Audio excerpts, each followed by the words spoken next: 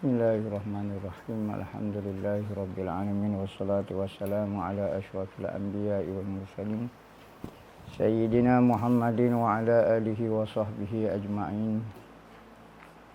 Nawaitu ta'allu wa ta'lim wa tadzakkura wa tazkira wa nafa'a wal intifa' wal ifadah wal istifadah wal hasa 'ala tamassuki bi kitabillah wa sunnati rasulih wa du'a ila al-huda wa dalalata 'ala al-khair ibtigha wajhillah wa qurbihi wa sawabihi subhanahu wa ta'ala.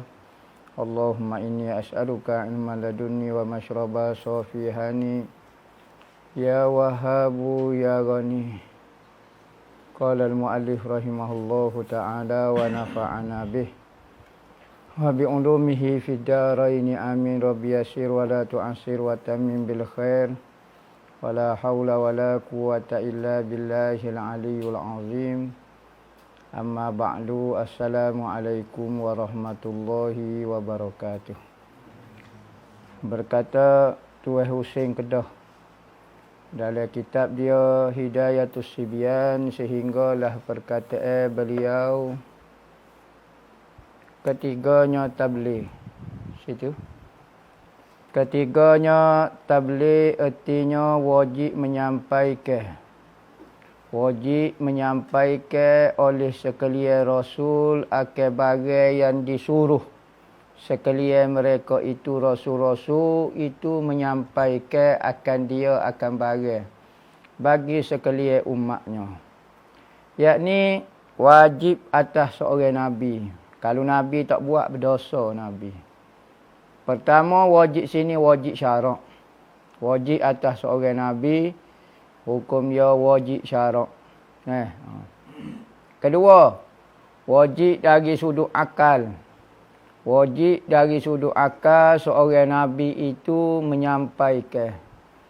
Kerana kalaulah seorang Nabi tidak menyampaikan, tidak bersifat dengan tabligh, nescaya dia telah mengkhianati akan Allah Subhanahu wa ta'ala.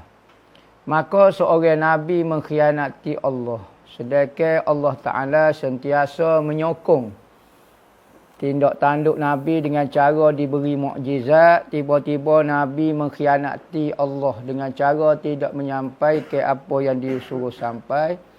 Maka benda ni mustahil sama sekali berlaku kerana seolah-olah Tuhan tidak tahu kau yang Nabi dia telah mengkhianati dia masih lagi duk sokong dengan cara duk beri mukjizat, duk beri gapo. Maka Nabi mustahil akal seorang Nabi itu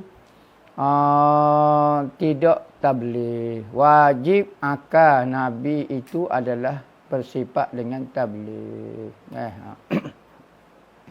Mana dari sudut dia tu manusia, maka harus saja seorang Nabi itu nak tabligh kau tak si tabligh. Dari sudut dia manusia. Tapi dari sudut dia Nabi, maka wajib akal dan wajib syarak atas seorang Nabi itu. Untuk menyampaikan apa yang disuruh sampai. Benda yang tidak disuruh sampai, sekalipun dia tahu, maka tidak boleh dia beritahu.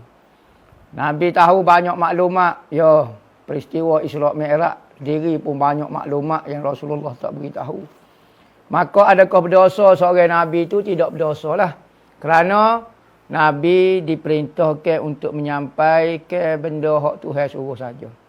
Hak Tuhan tak suruh sampai, maka tak perlulah Nabi itu beritahu. Khas untuk Nabi, khususiat keistimewaan seorang Nabi. Nabi tak memberitahu semua ilmu yang ia tahu, tak wajib. Lawan dia kitman artinya menyembunyikan sekalian mereka itu Nabi akan bagai yang tersebut itu mustahil sama sekali. Seorang Nabi menyembunyikan apa yang disuruh sampai mustahil sama sekali.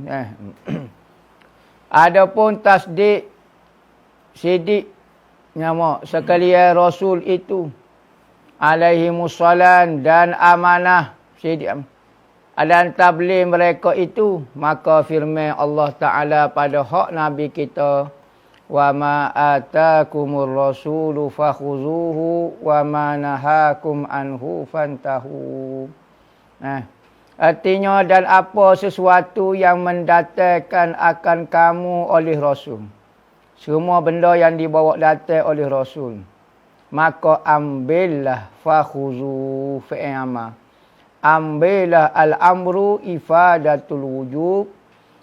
Fi'ama menunjukkan wajib dilakukan. Apabila Tuhan suruh, wajib kita buat kecuali ada dalil-dalil lain yang menyebabkan benda ini tidak wajib. Maka wajiblah seorang umat itu mengambil semua apa yang Rasul suruh bawa datang. Dan apa sesuatu yang menegah ia, Nabi-Nabi tegah akan kamu. Maka jauhi akan dia, jangan buat. Nas jelas. Apa yang disuruh, wajib buat. Apa yang dilarang, wajib tinggal. Wajib buat dan wajib tinggal. Manakala benda yang Nabi tidak tunjuk contoh. Adakah haram dibuat? Tak ada. Yang haram dibuat, fantahu itu benda yang Nabi larang. Selagi mana Nabi tidak larang, hukum dia harus. Maka siapa dia yang boleh kata harus, tak boleh, kata tak boleh, maka tu ulama. Kalau ulama melihat benda itu boleh dibuat dan tidak ada larangan, maka boleh dibuat. Sekalipun tidak ada di zaman Nabi, tak apa, tak ada masalah apa dah. Orang lain ni benda yang tidak ada zaman Nabi, maka tidak boleh dibuat.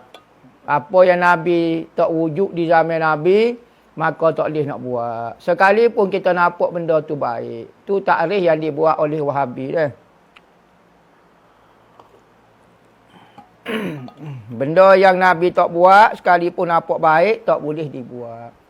Kita ahli sunnah wal jamaah, apa yang Nabi larang saja tak boleh dibuat. Apa yang Nabi tak buat, ikut kita nak buat. Harus boleh buat berlaku.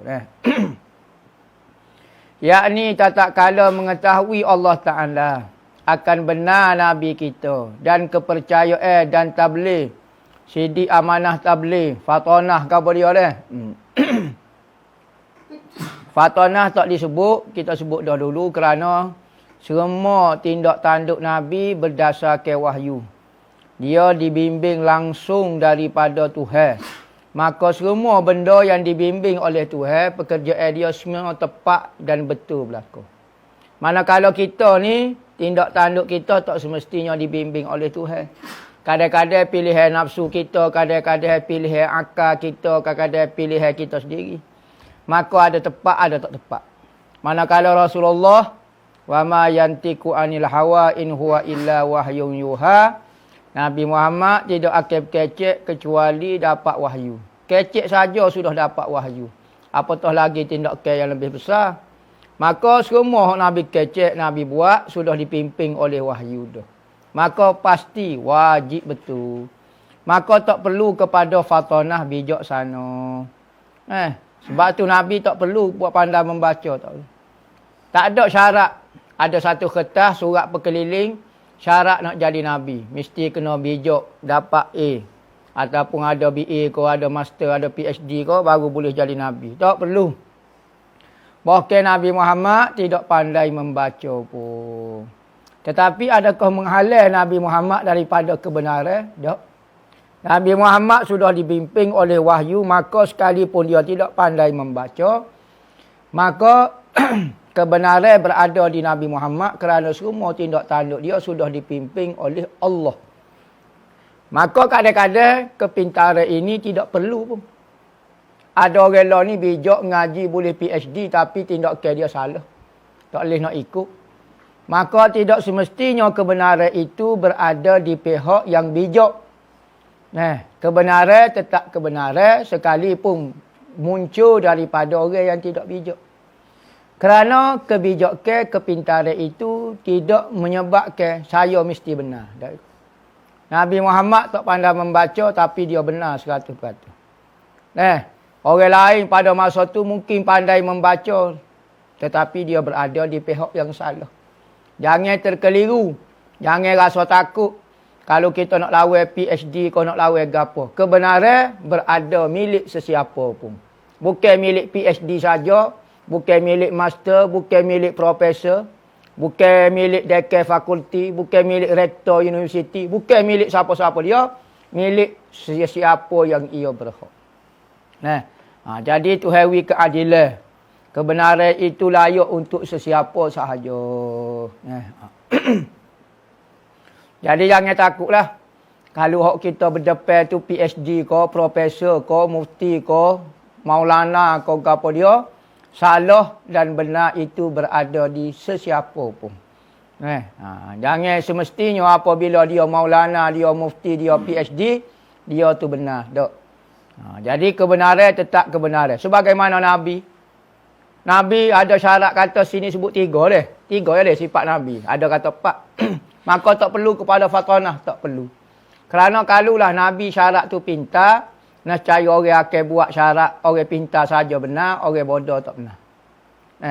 Memanglah berlaku kepintaran, kadang-kadang kepintar tu berada dalam benar, ada. Orang jahil berada dalam kesalahan, betul ada juga. Tapi boleh berlaku juga orang yang tidak pandai berada dalam kebenaran, orang yang bijak pula berada di dalam kesesatan. Kita tengok orang lain ni hendak lawan agama Allah Ta'ala, Yahudi, orang bijak. Bukan orang bodoh. Dapat anugerah Nobel, dapat anugerah saintis dunia, dapat anugerah orang bijak, Pak Tobik teori-teori terbaru. Orang bijak buat kajian mengenai gini. Tapi dia sesat. Jadi lagu itulah. Dalam nak menilai kehidupan dan kebenaran dan kesalahan lagu tu. Jangan tertipu dengan title, jangan tertipu dengan gapo. Seorang Nabi pun tidak disyaratkan seorang yang pintar. Jadi tidak ada syarat apabila kertas tu pintar lah gapo dia. Jadi lo ni ramai orang takut nak lawan PhD. Lawan kalau dia salah, lawan selawan-lawannya. Kita bukan benci kepada dia. Kita benci kepada kesilapan. Kita tak suka kepada kesalahan. Diri dia tu kita jangan tek. Rezeki masing-masing. Tubuh dia kita jangan tek. Pribadi dia tak perlu. Tetapi kesalahan yang ia buat, hak tu salah. Yakni tak kala mengetahui Allah Ta'ala akan benar Nabi kita. Dan kepercayaannya. Benar, tabligh, fatanah dia. Maka menjadikan Allah akan dia pesuruh kepada kita dan disuruh akan dia dengan mengikut akan dia pada bagai mendatangkan ia akan dia kepada kita daripada Allah Ta'ala. Jadi apabila Nabi bersifat dengan 3 benda ni, sidik, amanah dan tabligh, maka Tuhan pun sebut di dalam Al-Quran, wajib kita ikut semua apa yang Nabi suruh. Kerana apa? Kerana dia jujur dengan Tuhan. Semua tindak tanduk dia benar.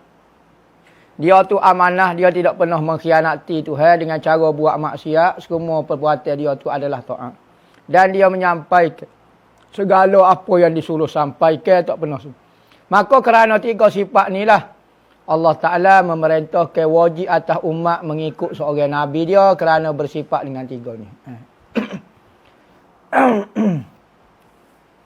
Bermula yang demikian itu menunjuk ke atas mustahil menyalahi ia daripada barang yang diketahui oleh Allah akan dia. Maka dengan sebab itulah apabila Allah Ta'ala memuji seorang Nabi dan diperintahkan umat mengikut Nabi itu, menunjukkan Nabi itu mustahil berlaku benda di sebalik benda tu. Mustahil Nabi tidak amanah, mustahil Nabi tidak tabligh, mustahil Nabi itu tidak sidik. Kerana di Al-Quran menyuruh kita benda ni. Kerana mustahil bertukar ilmu Allah Ta'ala akan jadi jahil. Kerana kalulah Tuhan tu masih menyuruh kita taat kepada Nabi. Sedangkan Nabi tidak jujur dengan Tuhan.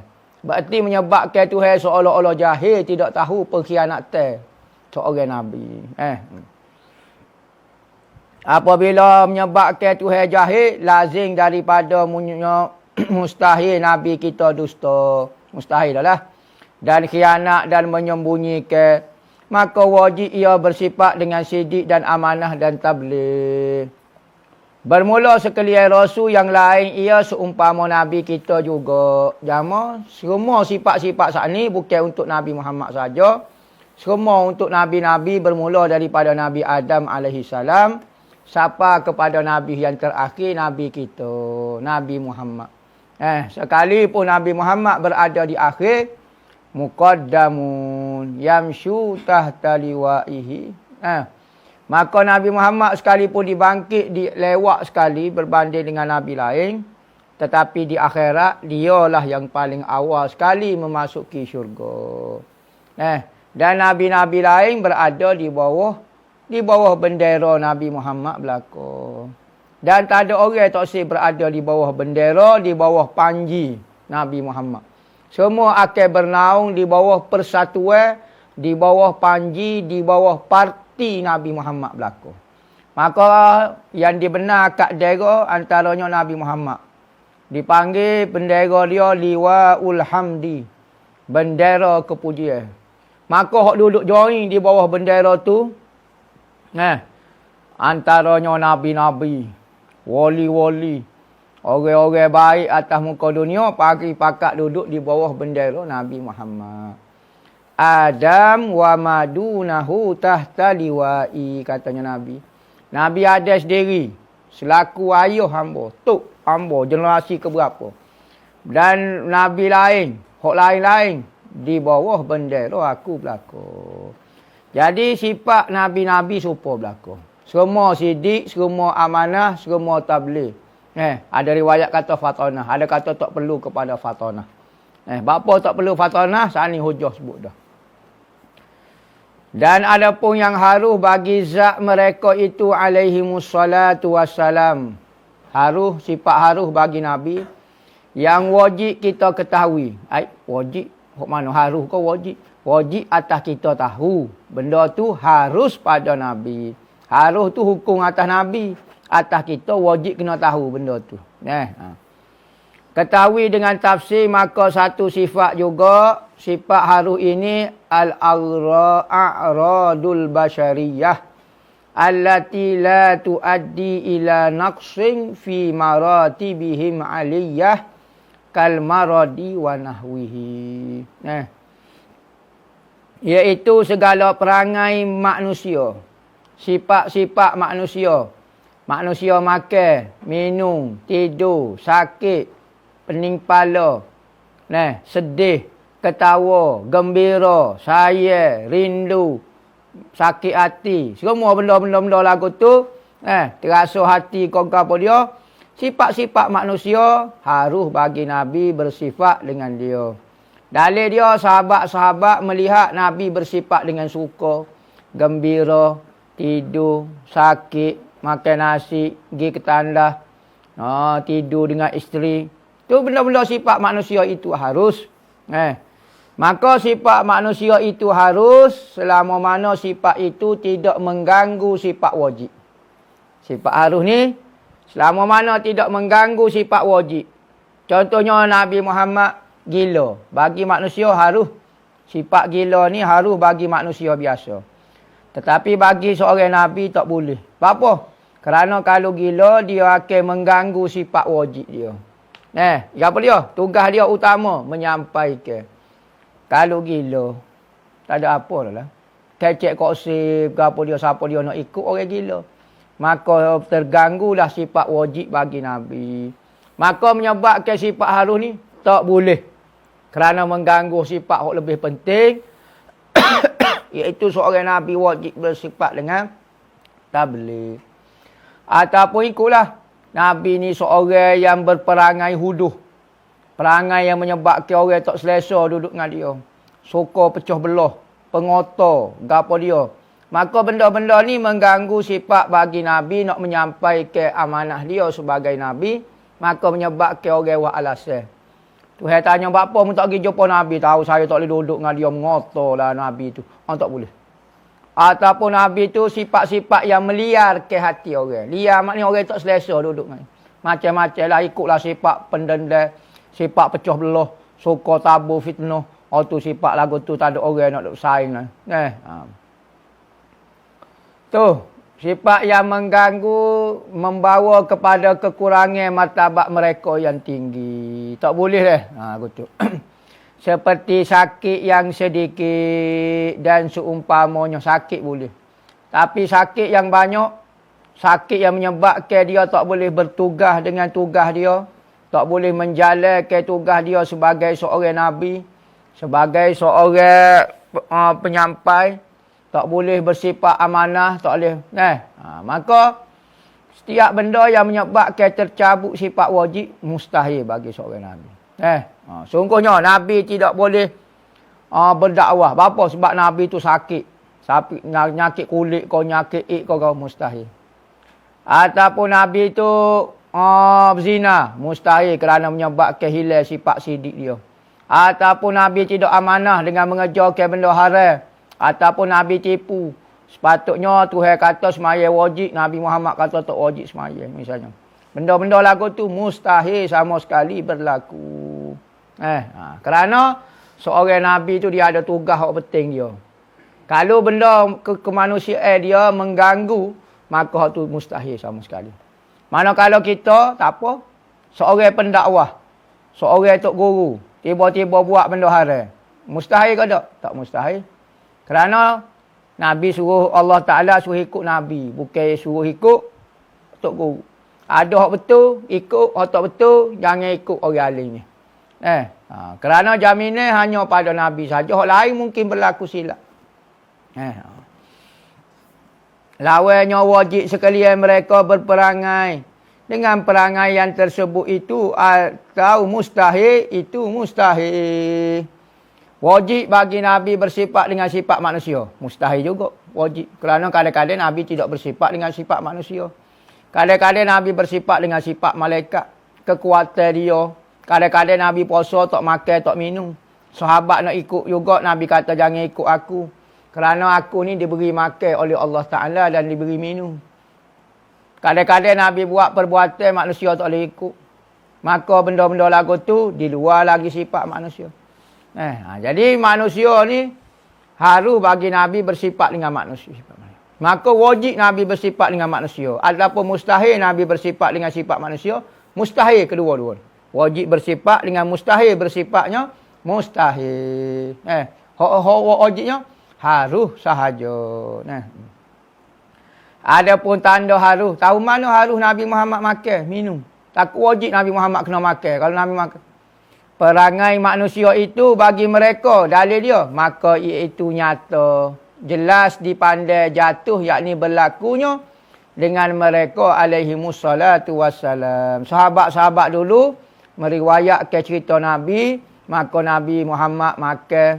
Ada riwayat Nabi Muhammad tidur, Nabi Muhammad bangun, Nabi Muhammad luka, Nabi Muhammad cedera, Nabi Muhammad menangis, Nabi Muhammad gembira. Itu sifat-sifat manusia yang disebut oleh sahabat-sahabat menceritakan harus bagi seorang Nabi bersifat dengan sifat manusia. Maka inilah 4 sifat, iaitu 3 yang wajib. 3 wajib. 1 yang harus. Yang harus dan lawannya 40. Jadi 8. Maka jadilah 8 sifat. Sifat wajib 3, sifat harus. Jadi 4. Maka lawan sifat wajib dengan lawan sifat harus jadi 8. Inilah yang masuk di bawah makna kata kita Muhammad Rasulullah. Apabila kita sebut Muhammad Rasulullah, kena tergambar ke semua Nabi-Nabi bersifat dengan sifat sidik, amanah, tabligh, patonah. Nabi Muhammad tentu dah lah. Dan harus bagi Nabi bersifat dengan sifat manusia. Gambar berlaku. Dan apa yang dibawa oleh Nabi Muhammad, semua betul, semua wajib dipercayai. Tidak ada sebagai syak, sebagai sanksi, jelas sebagaimana kita yakin dengan Allah, yakin dengan Nabi Muhammad, kita yakin juga ajaran yang Nabi Muhammad raya. Semua yang dibawa datang oleh Nabi Muhammad. Nabi Muhammad cerita bab akhirat, ada akhirat ni. Nabi Muhammad cerita bab syurga, ada. Bab neraka, ada. Bab ni, benda yang sabit jelas, mutawatir mari daripada Nabi Muhammad, sahih, maka wajib kita percaya. Jangan sanksi. Jangan rasa, tekan tak ada, tak boleh. Yakinlah, seyakin-yakinnya. Dan jika dihimpun, yang 8 ini dengan yang 42, dulu bab sifat istighnaq iftikar ke, ataupun bab tajuk bagi pak ke, bagi pak dari sudut salbiyah, nafsiyah, salbiyah, ma'ani, maknawiyah, 42 saat ni, maka jadilah 50 sifat. Yang terkandung di dalam makna la ilaha illallah, 42, Muhammadur Rasulullah, 8 sifat.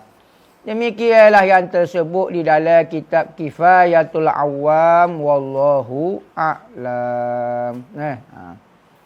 Kitab Kifayatul Awam karangan Syekh Muhammad Al-Fudhali. Bukan Aqidatul Awam lah. Kifayatul Awam. Bermula makna sembahyang pada syarak. Kitabus salah, kitab pada menyatakan sembahyang. Wallahu a'lam. Habis dah lah bab tauhid, masuk dalam bab sembahyang. Berapa kali dah mengaji bab tauhid, berapa kali dah mengaji bab sembahyang. Agaknya apa-apa kita ni, netizen ko, penonton-penonton hok melalui online ko, offline ko, insya-Allah bertambah ilmu agama, bertambah ilmu fardu ain. Harap penduduk Malaysia secara umumnya lepas fardu ain belaka. Bab semaya, bab gapo, insya-Allah boleh belaka dah. Tuan guru, ambo kelik kapung selama 3 hari. Jadi ambo jamuk lah. Duduk harilah nak kelik KL, nyo buat banjir pula. Sudah. Dia nak kelik 3 hari jamuk. Hari ketiga tu nak kelik lah. Apabila nak kelik, banjir. Sekat pula jalan. Ambo heret pas hari-hari. Pas hari tak ada tarikh tepat ambo nak baik KL sebab banjir tak menentu. Sudah hari. Payah lah. Jadi ambo muskil. Ambo ni boleh jamuk lagi kau semaya macam biasa. Terima kasih. Maka jika berlaku situasi peristiwa lagu ni, kita nak duduk 3 hari, kita jamuk lah. Maka kita ingat nak kelik, ada semacam, ada benda yang menghalang kita daripada kelik ke tempat kita duduk. Kuala Lumpur misalnya. Maka kelik kita tunda. Maka boleh jamuk ke tak? Dibenarkan jamuk. Sehingga 18 hari. Sampai 18 hari, kita duduk di kampung kita, masih sekat lagi dengan banjir. Lepas pada hari ke-19, wajib sembahyang tamam. Boleh main tamam lah. 18 hari tu boleh jamuk lagi sebab kita nak kelik sekat. Nak kelik sekat tak boleh nak kata kuana. Jadi dibenarkan sampai 18 hari. Dalil dia dalam mazhab Syafi'i dibenarkan sampai 18 hari. Rasulullah masuk ke Mekah. Lepas pada Rasulullah berpindah ke Madinah, kawal kota Mekah dan Rasulullah duduk 18 hari situ. Katanya Aisyah, Rasulullah semaya 2 rakaat sahaja. Berarti Rasulullah dalam masa 18 hari itu, Rasulullah nak kelik dah Madinah. Tapi ada kerja tak siap ke apa dia. Sampai 18 hari, dibenarkan jamuk Rasulullah. Lepas pada 18 hari, Rasulullah kelik semua. Maka mazhab kita ambil, hanya sampai 18 hari. Hari ke-19 tu wajib sembahyang macam biasa. Tak boleh jamuk, Ustazku yang dikasihi lagi disayangi, nak minta ijazah Hizbul Nawawi. Ana ijazah Hizbul Nawawi sebagaimana hamba terima daripada guru hamba. Hizb Nawawi ni kena baca musim lah ni. Panjang sikit lah berbanding dengan Hizbul Bahar rasa. Hizb Nawawi ni tujuan supaya hati kita jadi tenang. Ramai orang lah ni serabut lah, anxiety lah. Baca Hizb Nawawi antaranya. Boleh cerita tak kenapa Tok Kenali dipanggil Tok Kenali? Saya baca nama dia lain. Ya. Nama dia lain. Nama Tok Kenali awal Yusuf. Yusuf bin Ahmad nama dia. Tetapi dia dipanggil Tok Kenali kerana tabiat orang-orang Kelantan secara khususnya menisbahkan orang yang hebat pada tempat itu nisbah kepada kampung dia. Supaya orang tu tahu dia tu berasal daripada mana. Tok Kenali, Tok Seleho, Tok Pada Jelapan, Tok Kemuning, Tok Bacok. Tok gapo dia ikutlah. Maka supaya dinisbah kepada tempat. Dan kita tengok ulama-ulama dulu. Sekalipun duduk di Mekah, membesar di Mekah dan meninggal di Mekah, masih lagi menggunakan nama negeri asal masing-masing. Nama sikit-sikit Al-Kelantani.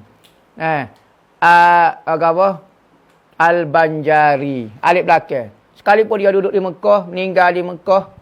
Kalau Syekh Daud Al-Fatani. Meninggal di Mekah belakang. Tujuan lagu tu sunat ulama kata menisbahkan nama kepada negeri. Supaya orang tahu ulama ni berasal daripada negeri mana. Takut-takut orang sengkau Syekh Daud ni orang Mekah. Sebab Al-Makki Al-Fatani. Kena sebut. Sebab tu kita jangan duk koyak sangat. Ngaji di Mesir ko. Ngaji di Yaman ko. Al-Yamani. Al-Azhari. Al-Misri. Al-Gapodio. Al-Ghani. Tak sebut nama orang kapung dia. Jangan rasa malu dengan kapung kita. Supaya manakib kita. Lepas ni orang akan tahu. Oh, dia asal orang Kelantan. Dia asal orang Kedah. Dia asal orang Gapo. Orang tahu. Sunat lagu tu. Supaya orang nak tahu kita lepas ni. Lepas ni kita mati. Kena kita mati di luar negara. Orang ingat kita ni orang luar negara. Kena sebut. Al-PCB. Misalnya. Ikutlah. Orang tahu. Oh, PCB punya. Jadi tu kenali dinisbah ke supaya pertama suhu kapun dia. Kenali. Kalau tok kenali, tok panggil tok kenali, orang tak tahu kenali ni apa dia. Tok dia kenali tu ramahlah. Tok kenali ni mana kenali tak tahu. Rupanya aku beki di Kota Baru. Orang tahu kenali. Kalau tok muncul tok kenali, mungkin orang tak kenal kampung kenali. Tu. Jadi lagu tu lah. Tu cara nisbah ulama dipanggil. Sunat nisbah ke lagu tu. Tuan guru yang dikasihi, sejak akhir-akhir ini semakin ramai saudara se-Islam yang mengalami masalah kemurungan.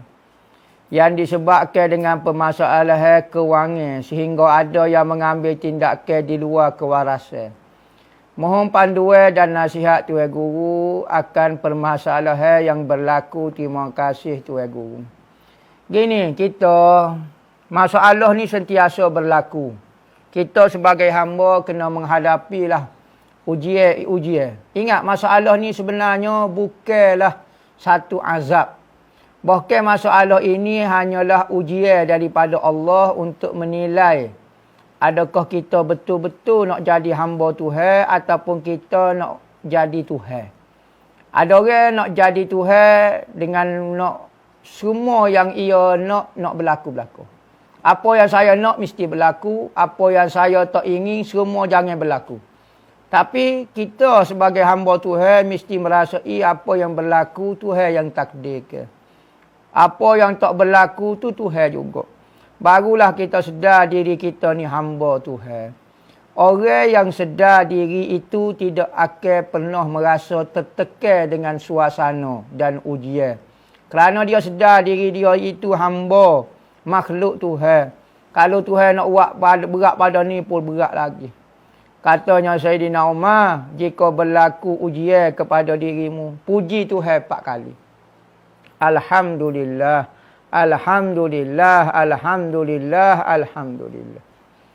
Bapa puji 4 kali. Pertama, kerana kalau mu kena ingat. Ujian ni kalau Tuhan nak lebih berat lagi boleh. Tuhan sekadar ni saja. So, kedua, Tuhan uji mu ni di dunia. Kalau Tuhan uji mu di akhirat, berat lagi. Ketiga, mu sebut Alhamdulillah. Kerana dengan ujian ni mu boleh pahala. Kadang-kadang mu ngatik tak boleh pahala sebanyak ujian mu ni. Ketiganya tak ingat, keempat tak ingat. Tapi 3 jadi dah tu. Alhamdulillah, Alhamdulillah, Alhamdulillah, Alhamdulillah katanya Sayyidina Umar. Jadi nak mengadu kepada anak pun anak tak boleh nak buat gapo juga. Anak juga diuji Tuhan. Kedudukan anak ni sendiri, makan, minum, kesihatan, kau gapo dia anak sekarang diuji juga. Cuma masing-masing berusahalah minta doa dengan Tuhan supaya masing-masing lulus dengan ujian ini. Saya tak boleh nak baki takdir awak. Awak juga tak boleh baki takdir awak sendiri dan takdir saya. Semua bergantung dengan Tuhan belaka. Cuma sedarlah diri kita itu siapa. InsyaAllah apabila seorang itu sedar diri semua itu ujian daripada Tuhan, InsyaAllah hati dia akan tenang. Banyak-banyak ingat Tuhan di dalam masalah kita. Banyak-banyak ingat Nabi Muhammad. Banyak la ilaha illallah. Banyak selawat. Banyak ingat dosa kita dengan Tuhan. Jangan ingat masalah tu. Masalah tu akan mengganggu fikiran kita. Lu ingat kau masalah. Kau tekanlah kita. Seolah-olah kita melupakan Tuhan. Terjun dalam masalah. Biarkan masalah tu. Duduklah dengan Tuhan. InsyaAllah tenang. Apa hukum jaga kubur? Sebab orang dulu ada buat lepas tanah orang meninggal, jaga kubur dengan baca Al-Quran atas wakaf. Tapi lah ni tak ada dah jaga kubur tempat saya lah. Orang tua dulu kata takut ada orang buat benda karut, khurafat, syirik. Macam ambil minyak dagu daripada jenazah. Zaman dulu kuat benda lagu ni. Jadi lah ni tak payah jaga kubur dah lah. Sebab zaman dulu ada orang gali kubur, ambil kain kapal. Kalau Tok Bomo mati hari Selasa, dia ambil pasir kubur, dia ambil gapo. Jadi benda khurafat tu banyak. Ambil minyak dagu, kau ambil gapo dia. Jadi lah ni tak ada orang dah ambil, jadi tak perlu tunggulah kubur. Tak, tunggu kubur bukan kerana tu saja. Kalau jaga kubur ni, kita baca Quran supaya majlis rahmat Tuhan. Apabila kita khatam Qurannya, kata Imam Nawawi, molek khatam Quran atas kubur. Maka majlis khatam Quran ni, majlis mustajab doa. Dia hadiri 70,000 malaikat mendoa. Banyak benda lah. Supaya turun atas kubur. Tak ada orang nak mari curi kain kapal kau gapo pun tak apa. Gitu maksud dia. Bukan kata dengan sebab curi kain kapal saja. Kampung saya tak ada buat tu. Dah orang malas belaka. Demo ada nak tunggu kubur. Demo diri malas dia. Maka orang lah malas juga. Gitulah standard malas. Benarkah binatang dubuk halal dimakan? Dubuk ni Dubuk ni, supaya anjing lagu tu. Dia makan ramai-ramai, dia kecil tu. Dia tak makan benda tinggi pada dia. Kalau benda rendah sama dia, dia kejung. Makan ramai-ramai. Tu dubuk. Halal ke tak? Dalam kitab fiqh kata halal. Tak berani abang nak makan supaya anjing lagu tu muka dia. Dah kata halal. Entah tengok dalam kitab Bujairimi alal khatib. Bujairimi alal iqna' dipanggil. Syarah Hasyiah Bujairimi ala syarah Iqna'. Iqna' tu syarah mata Fathul Qari. Nama dia Iqna'. Iqna' ni Syarbini Khatib, syarah dia. Nama Hasyiah dia, syarah kepada syarah dipanggil Hasyiah dia, nama Bujairimi. Bujairimi ni cari dalam bab atimah, bab makanan tu macam-macam binatang yang kita tak sengkau. Kita suka binatang ni haram tapi dalam kitab sebut halal. Antaranya adalah dubuk. Dubuk ni boleh makan hukum dia halal. Tu dubuk. Kulit dia molek. Sama-sama sipai kulit dia. Kulit dubuk ni ada riwayat katalah, tak tahu nak percaya tak percaya. Dubuk ni dia makan jin. Dia makan jin. Maka lagu mana kulit dia tu sipai. Kalau ada yang masuk jin, bakar sikit kulit dia buat lagi. Perasak ke bau kulit dia. Maka jin tu lari sak berat. Lari cak lidah tu orangnya. Tak tahulah khasiat dia dubuk. Ada satu kitab nama Hayatul Hayawanil Kubra. Ad-Damiri. Seorang ulama nama Ad-Damiri. Kitab dalam 2 jilid tebal tu. Kecek mengenai khasiat binatang-binatang. Nama Hayatul Hayawanil Kubra. Belilah 2 jilid kitab tu. Misalnya tajuk harimau. Harimau apa dia? Kulit rimau, kuku rimau, taring rimau. Khasiat dia apa? Gajah. Lingo gajah. Nyepak gajah. Kain cak gajah. Cuma kait dengan gajah disebut belakang. Nama itik, goni, sudu itik. Macam-macam jualan. Yang kelebihan belakang. Kitab mengenai kelebihan. Yang nak tanya Quran hadis dah. Kita bab kelebihan ni. Supaya kelebihan demo lah. Kelebihan PhD, kelebihan gapo tak ada disebut lah. Di dalam hadis yang sahih. Hadis mauduk pun tak ada. Jadi, kelebihan yang kita ada bersungguh sangat. Benda yang tak ada kelebihan kita bersungguh. Kalau bab orang lain tak bersungguh pula. Sedarlah diri diuntung. Apa hukum letak pokok hidup dalam tandas? Pokok hidup dalam tanda. Kerana pokok sentiasa berzikir, bertasbih, mengingati Allah. Tak boleh letak dalam tanda, dia tanya. Kau takut bau? Kita duduk eyok, dia duduk di situ. Bau nak pesel pokok tu. Pokok tu bukan kita, bukan makhluk manusia. Dia pokok ke. Ada kata tak boleh menghalal pokok tu berzikir. Malu dia nak berzikir. Semua terima kasih. Pelik dia semua. Tak tahulah mari mana idea lagu ni. Setahu anak lah. Pokok itu sekalipun dia hidup, tetapi tak apa. Tanah dalam tandah pun tak apa. Dalil dia, Nabi kalau nak pergi tandah, kadang-kadang dia pergi dekat pokok. Biar pokok tu tudung dia.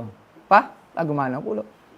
Pokok berzikir lain kita. Kalau tidak orang berzikir tak boleh. Kita tak boleh masuk tandah. Sebab kita berzikir juga.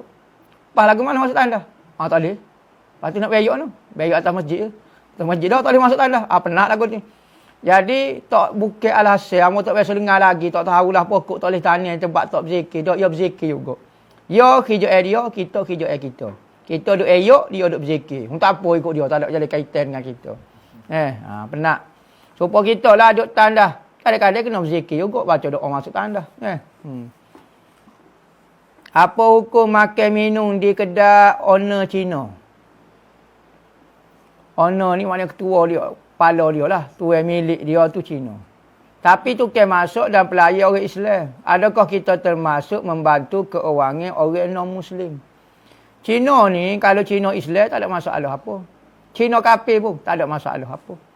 Maka bermuamalah, berniaga, berurusan dengan orang kafir tidak pernah dihalal oleh Nabi.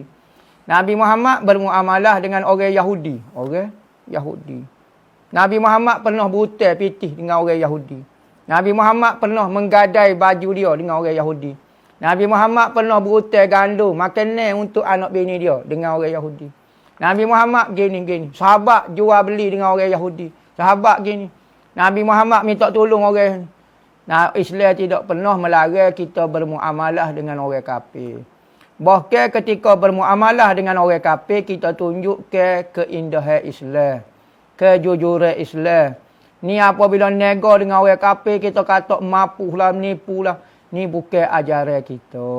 Ajaran Nabi Muhammad menarik seboleh mungkin orang yang bukan beragama Islam dengan akhlak kita kepada agama Islam. Islam ni bukan la ilaha illallah saja. Nabi Muhammad bawa akhlak, bawa gapo. Bukan akidah semata-mata, tetapi perjalanan menjadikan seorang itu benar-benar manusia yang sempurna. Adakah semata-mata la ilaha illallah perangai jahat supaya setan? Menipu nyonga, tak ada akhlak nyonga gapo dia. Adakah itu mencerminkan Nabi Muhammad? Maka jadilah kamu insan manusia Muhammadi yang bersifat dengan sifat Nabi Muhammad. Mugilah New York ko, berurusanlah dengan Yahudi ko, dengan gapo dia pun, tunjuk ke Islammu tu. Bahkan kalau kita muamalah sama Islam pun, kita pun menipu kau juga. Jadi, tidak salah kita buat urusan dengan orang yang bukan Islam. Doa hidayah bagi dia. Kalau Tuhan tu cepat, dia di Islam, kita pula duk jadi kafir. Lagu mana? Kita tu kena masuk dalam dengan kau. Kadang-kadang orang Cina dia tak tahu agama Islam tu. Tetapi mungkin dengan sebab kita muamalah dengan dia, kita kecek mengenai Islam, agama saya ajar jujur, terkesan hati dia. Lagu tu. Ni kita orang Islam tapi hok tunjuknya huduh belaka. Ada orang bukan Islam tapi dia tunjuk semua akhlak yang baik. Bukan salah di Islam, salah di awak tu mempraktikkan Islam yang sebenar. Tiba-tiba apabila orang tak suka Islam, maka kata, orang ni benci ke Islam. Orang benci ke umum tu. Sebab tu katanya ulama, al-Islamu mahjubun bil muslimin. Islam itu dihalal oleh orang Islam sendiri. Orang kafir nak masuk nak kena Islam, tengok muka orang Islam, Allah. Perangai menipu sungguh, kecek gani karuk sungguh. Apabila tengok orang Islam, apa? Tak si masuk Islam? Tahu. Kamu tengok orang Islam penat lagu ni. Tak si masuk sebab kita. Benarnya kita, sekalipun mulut kita tak royak, kita halal orang daripada Islam. Tapi perangai kita betul-betul menjauhkan orang daripada Islam. Mohon penjelasan Ustaz berkaitan halal haram bekerja di bank. Adakah orang Islam boleh bekerja di bank konvensional? Gini, hamba sebut dah. Moleknya jangan kerja. Moleknya benda itu ulama berkhilaf. Hamba nak tekan berat-berat agak, hamba tak ada kemahiran dah. Ni saja hamba belajar accounting, belajar kerja di bank. Seboleh mungkin kita sebagai orang Islam menjaga hasil masuk keluar kita. Makan minum kita, sumber untuk diri kita, isteri kita. untuk anak kita. Seboleh mungkin kita jaga sebersih mungkin. Sebagaimana kena dengan hak Nabi Muhammad. Kenapa Nabi Muhammad larang kau gapo hukum syarak kata benda? Mesti ada hikmah dia. Kerana bank mengamalkan sistem riba. Riba ni Tuhan kata wak nyanyi kat orang. Maka tak kena kita tak apa, cetera kena kita sekali. Paruklah. Kita butuh 100 ribu, kena bayar 150 ribu. 50 ribu peri-peri kat orang. Kita nak guna lagi, nak guna ke orang kaya tak apa, orang miskin. Jadi cara lagu ni menzalimi orang. Tiba-tiba kita kerja dengan orang yang zalim kat orang. Lagu mana? Maka benda lagu ni, agama suruh fikir sikit. Agama ajar kita berfikir mengenai kesusahan manusia. Kalau bukan orang Islam pun fikir manusia kafir pun tak suka sistem lagu ni. Menekan orang buat kerja lagu ni. Maka kita duduk kerja, duduk buat gapo dia, tak comel lah. Ada ulama khilaf mengenai benda lagu ni. Tapi seboleh mungkin jauhi tempat lagu ni. Dia terpaksa nak kata lagu mana. Tak ada sumber lagi, kau payah, kau apa dia. Tapi seboleh mungkin. Jauh ke tukar kerja. Kalau terpaksa nak kata lagu mana, ambil akad tangan. Biar duduk dalam keadaan kita tidak reda dengan sistem dia. Wak nyanyi kat orang ni. Mungkin kita reda dengan cara sipir duit, tak apalah. Bank ni tempat sipir duit, tak apalah. Atas dasar lagu tu, tak apalah. Tak semua sistem dia tu salah belaka. Tetapi ada sistem dia hak salah seperti mengenakan riba pada peminjam duit dia. Tak percaya tu lagi pinjam pitih dengan bank lah. Saya ada soalan, bolehkah kita berpegang dan bertukar-tukar mazhab ketika beribadat? Boleh. Tetapi jangan campur sekaligus. Contohnya maya Zuhur, maya cara Hanafi. Asar maya Maliki. 4 mazhab. Lepas tu kelima tu Zaidiyah pula. Lepas tu Syiah pula. Esok Ibadiyah pula. Lepas tu Khawarij pula. Lepas tu Mujassimah pula. Gaul lah. Lagi mana kalau hak tak salah tu, beramal lah. 4 mazhab saja dibenarkan. Selain pada 4 mazhab, tidak diketahui kebenaran sumber dia. Mungkin email tu tak sebut, tapi hanya disebut di dalam kitab-kitab, bukan mazhab dia. Jadi boleh berpegang bertukar-tukar mazhab. Syarat ibadat kita tidak ada kaitan dengan orang. Kita tu email. Zuhur maya mazhab Syafi'i. Asalnya mari cara Hanafi. Pening kepala. Makmum semua Syafi'i belaka. Kalau nak jadi Hanafi, pergi cari tempat hok maya Hanafi, pergi semaya dengan pupuk dia. Jangan buat karut. Lagu tu. Apa hukumnya melambat-lambat ke faraid harta pusaka? Orang yang dah meninggal dunia, contoh 10 tahun lamanya, tak faraid lagi. Gini, apabila seorang tu mati dan selesai dah masalah berlaku ke apa, dia tak ada sebagai halangan, wajib diserah ke hak masing-masing dalam bentuk faraid. Orang yang menerima saka tanah, kau duit, kau apa dia, kita pai pitih banyak, tak apalah. Tak perlu lagi ikutlah, nak bagi harta ayah, tak apalah, pitih saya banyak lagi. Ni adik kita, kau kakak kita, hak tak ada pitih perlu duit segera. Apa hukum melambat-lambat ke? Hukum dia berdosa. Jadi, apabila mati, cepat-cepat faraid ke. Kecuali ada sebab-sebab kau gapo pengurusan, kau gapo hak tu tak boleh nak kata guana. Tapi, kena cepat-cepat tunai ke hak manusia. Kalau kita sengaja melambat-lambat ke, hukum dia seolah menahan hak orang daripada hak tuan dia. Berdosa dah.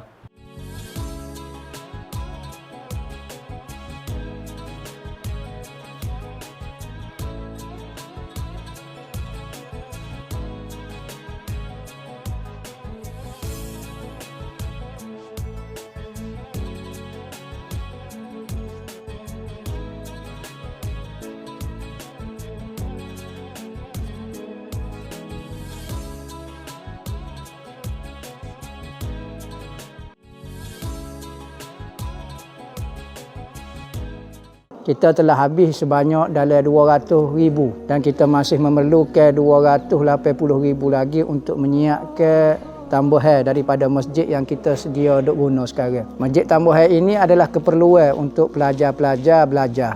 Kerana pertambahan pelajar maka memerlukan ruang yang sangat besar. saya dipertanggungjawab ke untuk mengikut amanah untuk mengurus ke Madrasah Ribat Al-Mustafa, merayu kepada saudara dan saudari untuk menyumbang kepada pembangunan masjid yang sedang kita buat. Maka saya berharaplah sebagaimana Allah Subhanahu Wa Taala menyebut di dalam Al-Quran, sesiapa yang ingin memberi pinjam kepada Allah Subhanahu Wa Taala. Allah Taala menggunakan perkataan Allah Taala nak meminjam harta kita. Lemah lembutnya Allah Taala untuk mengambil harta seseorang.